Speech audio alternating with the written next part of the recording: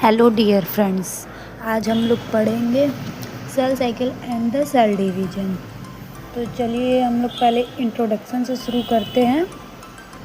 मनुष्य सहित अन्य सभी जीवधारी अपने जीवन की यात्रा एक अकेली कोशिका युग्मनज जाइगोट से प्रारंभ करते हैं। ठीक है, कोई भी शिशु या फिर एनिमल या फिर प्लांट्स में जो सबसे छोटी इकाई होती है जाइगोट से बनती है।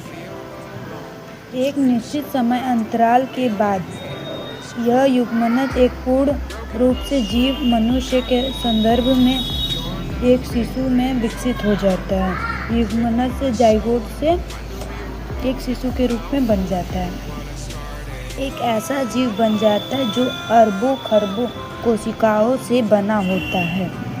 इसका कारण है कि कोशिका विभाजन, सेल डिवीजन। जी हाँ, कोशिका विभाजन ही वह प्रक्रिया है जो जीवों में वृद्धि व विकास का आधार है।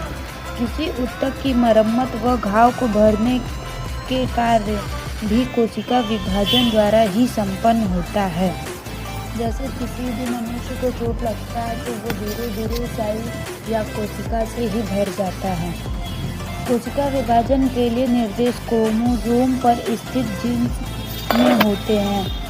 किसी जंतु के प्रारंभिक काल में जीन जंतु की सभी कोशिकाओं को विभाजित होने को निर्देश देती है, लेकिन वयस्क होने के बाद अनेक प्रकार की कोशिकाएं विभाजन की क्षमता समाप्त हो जाती है।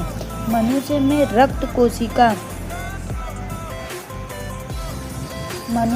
रक्त कोशिका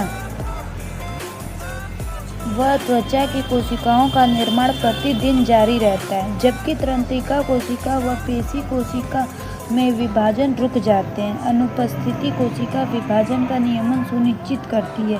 पादपों के वृद्धि प्रदेशों की कोशिकाओं में जीव प्रत्यंत्र विभाजन की क्षमता रहती है। प्रस्तुत अध्याय में कोशिकाओं में होने वाली विभिन्न प्रकार की विभाजनों का वर्णन किया जाता है।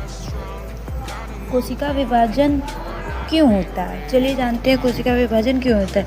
वैज्ञानिकों का मत है कि कोशिका के जीव द्रव की वृद्धि की अधिकतम सीमा निर्धारित होती है। कोशिका वृद्धि से जीव द्रव की मात्रा बढ़ती है।